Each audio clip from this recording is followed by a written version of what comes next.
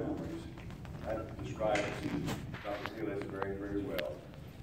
Dr. Kenneth C. Hillis of DeKalb, Texas, passed away Saturday, August the 19th, 2017, at a Texarkana, Texas hospital. He was 92. Kenneth was born September the 7th, 1924, in DeKalb, Texas, to Leonard and Maddie Odessa Johns Hillis. He received a Bachelor of Science degree in Chemistry and Math from East Texas State University and graduated from the University of Texas Dental Branch in Houston, Texas in 1957. Dr. Hillis taught high school chemistry and algebra with the Houston Independent School District, was a dentist for 33 years, and a member of DeKalb First United Methodist Church in DeKalb, Texas. He was a veteran of the United States Army, having served in the infantry in Germany and France during World War II, and was a retired lieutenant colonel from the United States Air Force. He was preceded in death by his parents and two sisters, Margie Hillis Gatlin and Paula Mae Hillis Hodgson.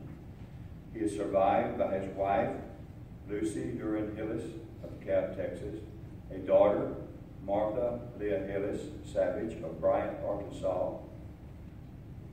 a son and daughter-in-law, David and Ann Hillis of DeKalb, Texas, two sisters, June Hart and Marilyn Warren, four grandchildren, Caitlin Elise Savage, George Hillis, Jimmy Hillis, and Mary Hillis, and numerous other family members and friends. That's a rather concise way to state a man's life when he is such a wonderful person. And memories, I know everybody has memories, but try to erase these last days when they weren't the person that they were all their lives. Because this aging process, the process of dying, there's memories that we'd like to forget and just remember what an outstanding person he was. He was a great caring dentist, Sunday school teacher, nurturing father, a very loving husband, had a subtle wit. I lived with him for about 3 years, so I know that very well, and a very gentle soul. And my first real experience was when I was accepted to dental school.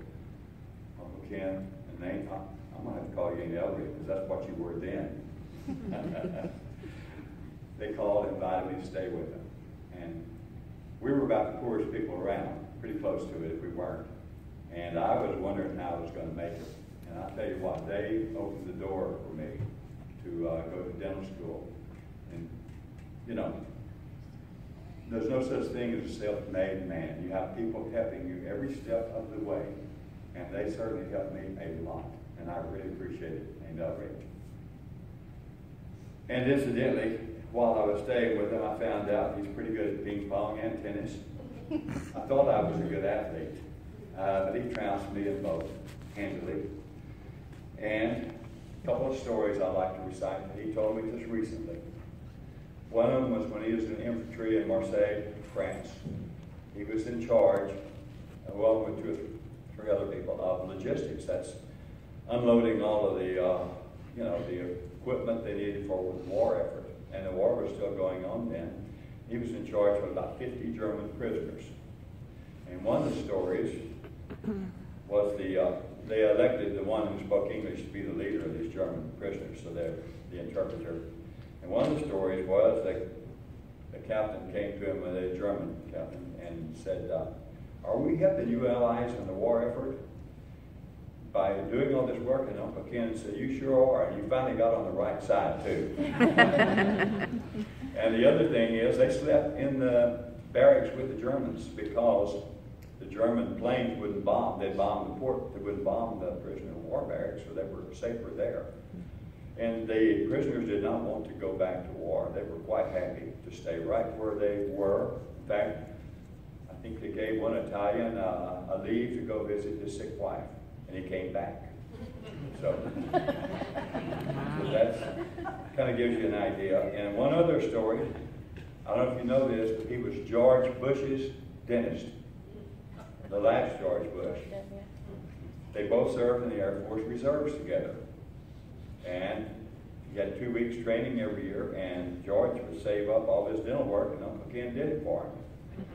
And the pilots then rewarded the two physicians and the dentist by taking him on a chartered fishing trip. And so Uncle Ken got to know George Bush pretty well, and he says, "I never dreamed he'd be president." But George changed. He gave up alcohol and all that stuff. He changed. All right. I was long-winded as a Baptist preacher, right? Uncle Ken had a favorite poem he memorized in the 4th grade. And Martha has asked me to read it for you. It's L'Envoi. L'Envoi. It's a French name. When Earth's last picture is painted and the tubes are twisted and dried, when the oldest colors have faded and the youngest critic has died, we shall rest, and faith we shall need it. Lie down for an aeon or two, till the master of all good workmen shall set us to work anew. And those who were good shall be happy. They shall sit in a golden chair. They shall splash at a 10-league canvas with brushes of comet's hair. They shall find real saints to draw from, Magdalene, Peter, and Paul. They shall work for an age at a sitting and never be tired at all. And only the Master shall praise us, and only the Master shall blame. And no one shall work for money, and no one shall work for fame.